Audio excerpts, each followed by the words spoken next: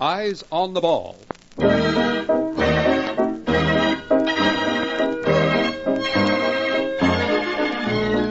Eyes on the Ball brings you the charming young singing star of the airwaves, Monica Lewis, the Alfredo Antonini Ensemble, and presents as the Better Vision yarn spinner the nation's outstanding sports commentator, Bill Stern.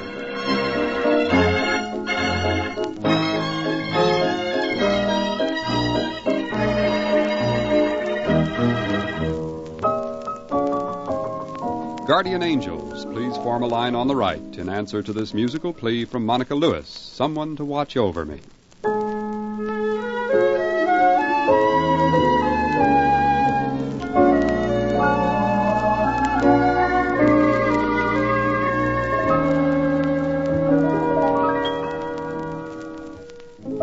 There's a somebody I'm longing to see. I hope that he turns out to be someone who'll watch over me.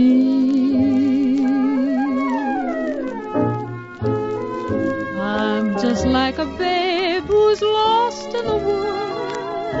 I know I could be to one who'll watch over me. Although he may not be the man some girls think of as handsome, to my heart he carries the key. You tell him please to put on some speed, follow my lead, oh how I need someone who watch over me.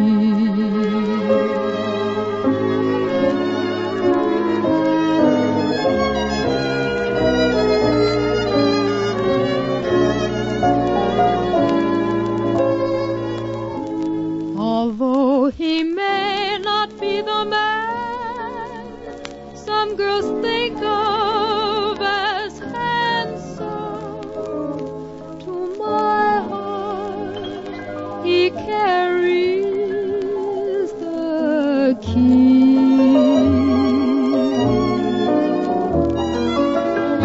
Won't you tell him please to put on some speed, follow my lead, oh how I need someone to watch over me.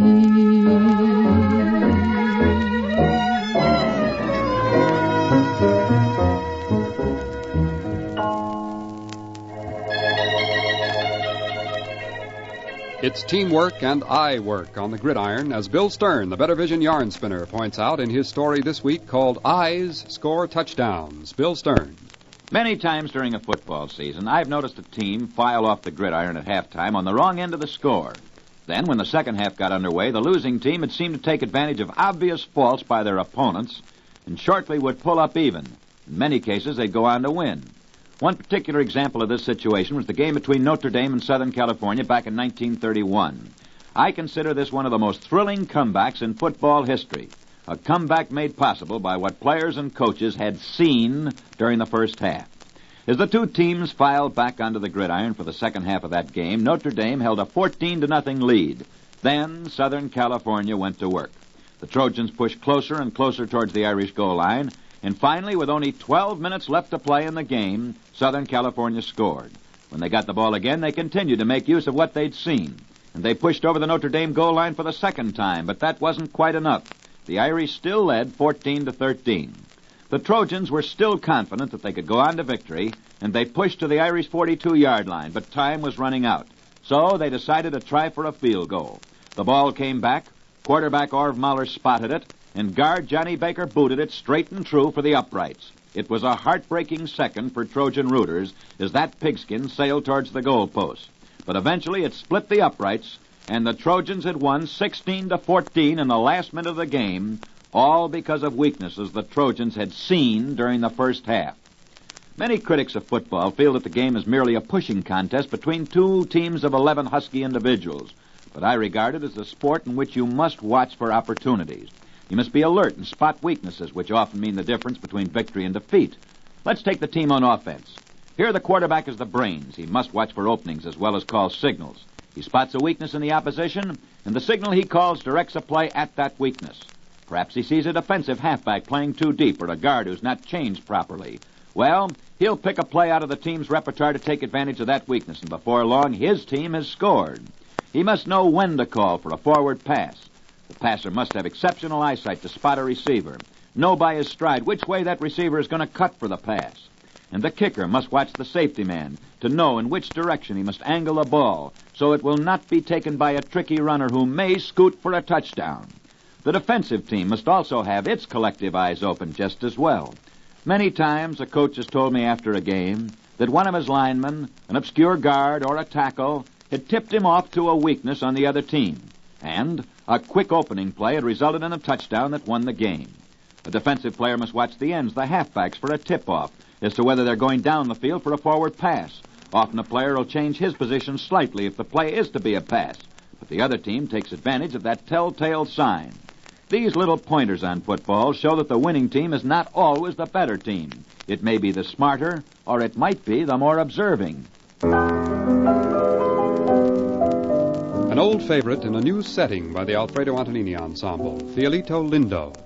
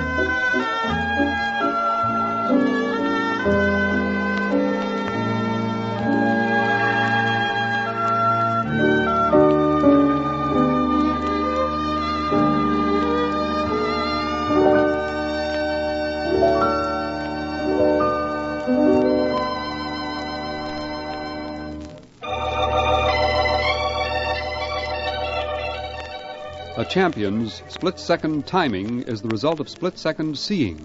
When his eyes falter, he falters.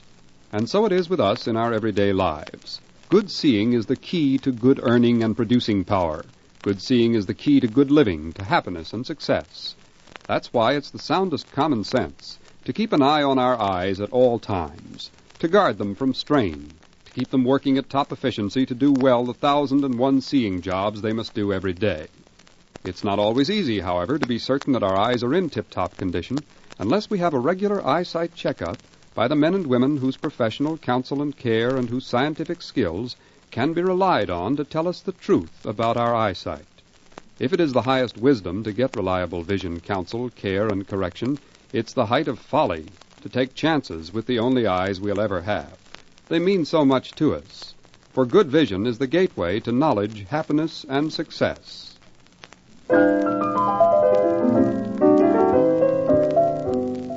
Sweet thoughts expressed in a soft voice. Monica Lewis sings Whisperin'.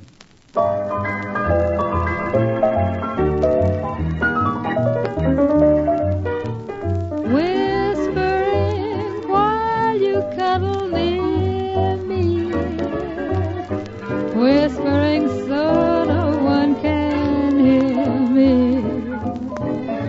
Each little whisper seems to cheer me. I know it's true, there's no one dear but you. You're whispering why you'll never leave me, whispering why you'll never grieve me. Whisper and say that you believe me, whispering that I love you.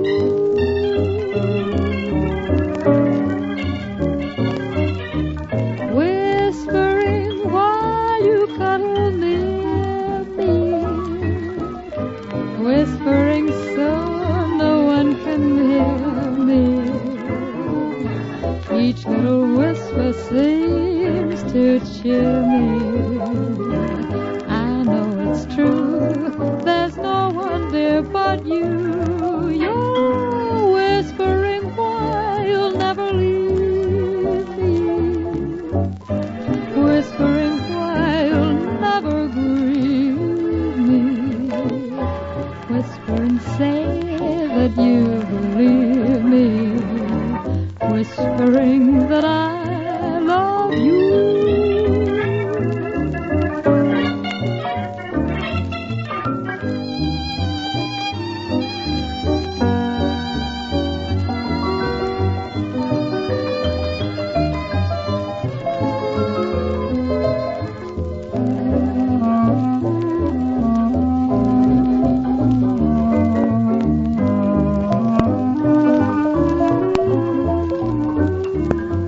You're whispering why you'll never leave me, whispering why you'll never grieve me. Whisper and say that you believe me, whispering that I love you.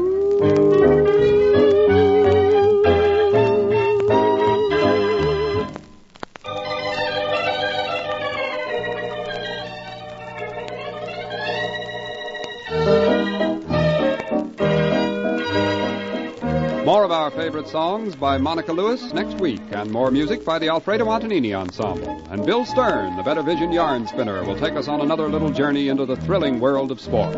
Eyes on the Ball is presented for your listening pleasure each week at this time with the reminder, guard well the only eyes you'll ever have.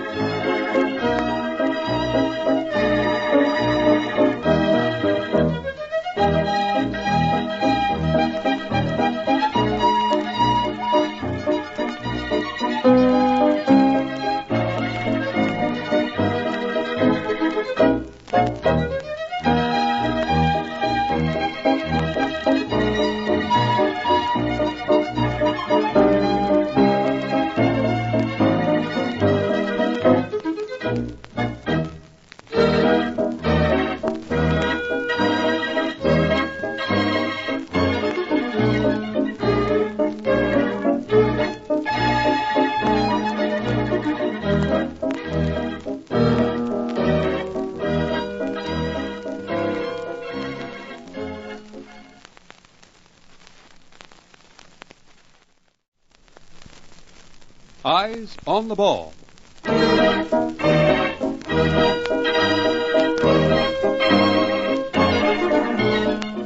Eyes on the Ball, with songs by the lovely young singing star of the radio, Monica Lewis, music by the Alfredo Antonini Ensemble, and another story by the Better Vision yarn spinner, the nation's outstanding sports commentator, Bill Stern.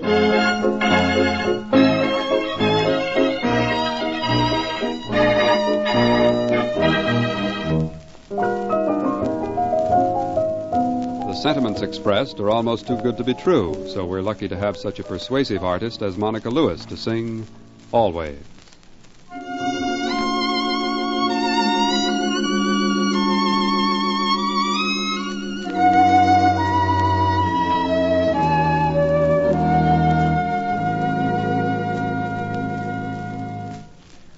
I'll be loving you always with a love that's true always. When the things you've planned need a helping hand, I will understand always. Days may not be fair always. That's when I'll be there always. Not for just an hour, not for just a day, not for just a year, but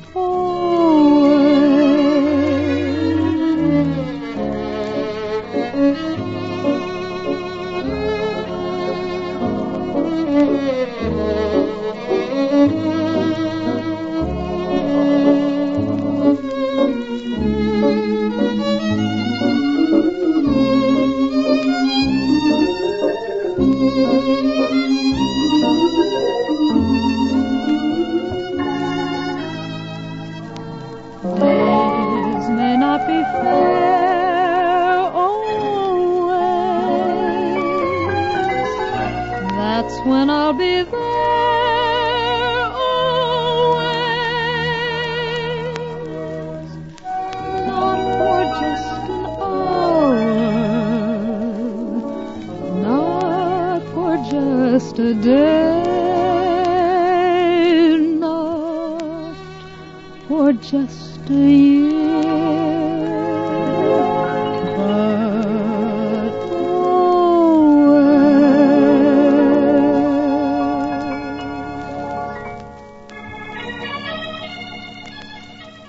It calls for sharp eyes because it's one of the fastest games of all. Bill Stern, the Better Vision yarn spinner, takes us to the ice arena for this week's story. Watch that puck, Bill Stern. The arena clock had almost reached 8:30 on the night of March the 24th, 1936, as some 15,000 people settled in their seats to watch the beginning of the annual Stanley Cup ice hockey eliminations. It was the Olympia Arena in Detroit, where the Red Wings were meeting the Montreal Maroons.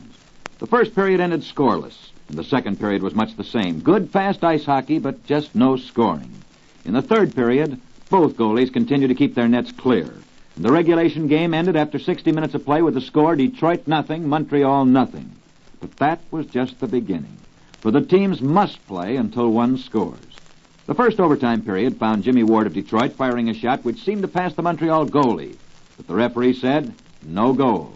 Detroit fans littered the ice with debris of all type. The game had to be held up while the ice was cleared. Shortly after that period ended, with the teams still scoreless, then another period began, and that, too, also ended without a score. Another period went by, and the clock ticked off the minutes as midnight came and went, but neither team had yet scored. Finally, 5 overtime periods had been played, and the teams were still deadlocked. The 6th extra session began, and the tired players could hardly skate, much less score. And then it happened. Little Heck Kilray grabbed his puck, passed it to his Detroit teammate, Mad Bruneteau, in front of the Montreal cage, and Bruneteau flicked it toward the net. The Montreal goalie made a dive, but the rubber dented the netting and the red light went on as the tired crowd let up a roar for their exhausted heroes. Slowly, the sleepy-eyed hockey fans left the Detroit arena that night as the clock read 20 minutes after 2. They'd been there almost 6 hours, and they'd watched a hockey game run more than 176 minutes, almost 3 hours of play, which set a new record that's never been surpassed. You know, I marvel at hockey players, their speed, their skill, their endurance, their sharp eyesight.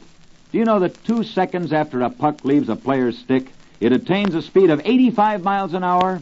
Imagine a well-padded goalie squatting in the mouth of his cage, keeping his eyes on that elusive rubber disc, watching shots zoom towards him at 85 miles an hour. Forwards must be ready to turn on a dime as they see the progress of the puck stopped. They must watch for a pass. They must see where their teammates are. And they must size up the defense, all at a single glance, while they must also keep their eye on the puck at all times.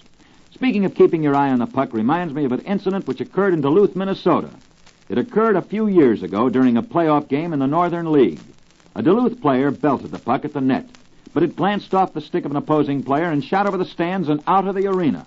This puck continued through a window and dropped onto a dump truck filled with snow and ice, which was headed for Lake Superior. That's one puck that nobody could possibly keep their eye on. The Alfredo Antonini Ensemble presents a gay medley of tunes from Rio Rita.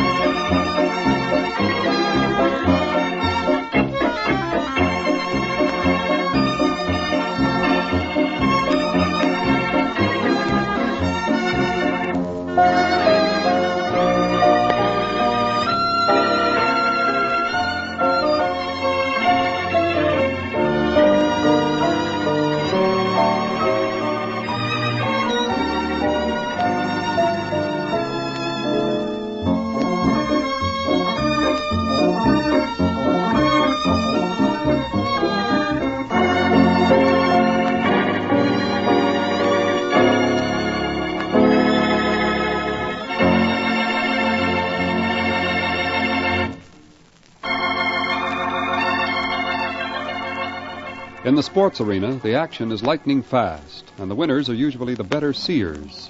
In the arena of everyday life, this is frequently just as true. Day in, day out, our eyes are working, in the shop, the factory, and the home. And they're working for us or against us, enabling us to do our best or forcing us to do merely our second best. And our second best often means being left behind in the same old rut year after year. That's why the time and care we give to our eyesight is the soundest investment we can make. But sadly enough, all too many of us have eyesight that's in immediate need of correction. Often we're not aware of this fact because our eyes do their best for us almost to the breaking point. So let's be wise.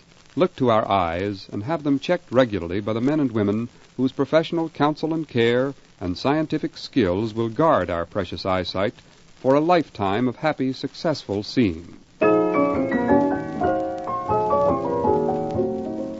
foregone conclusion and no regrets, we're sure. Monica Lewis confides it had to be you.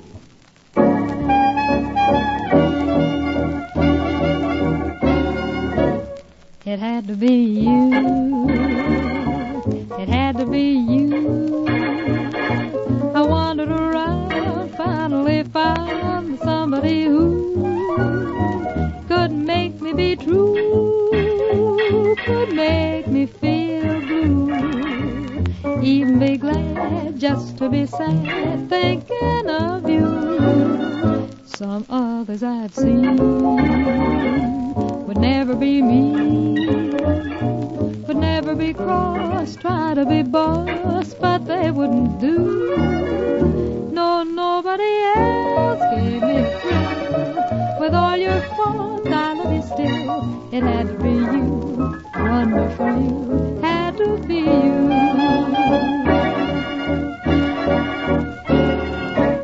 It had to be you, it had to be you.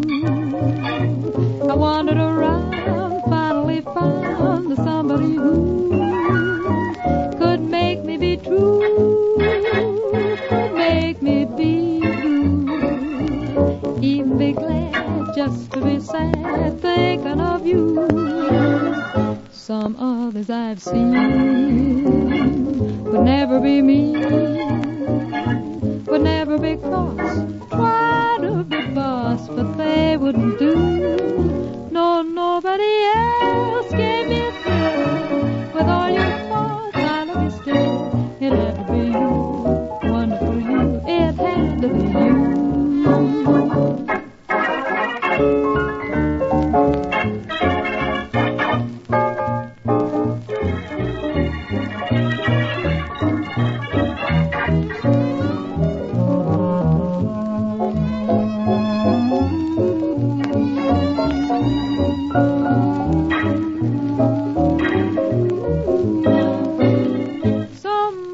I've seen would never be me,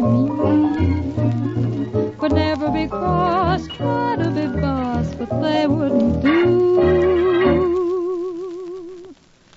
No, nobody else gave me a thrill. With all your faults, I love you still. It had to be you, wonderful you, had to be you.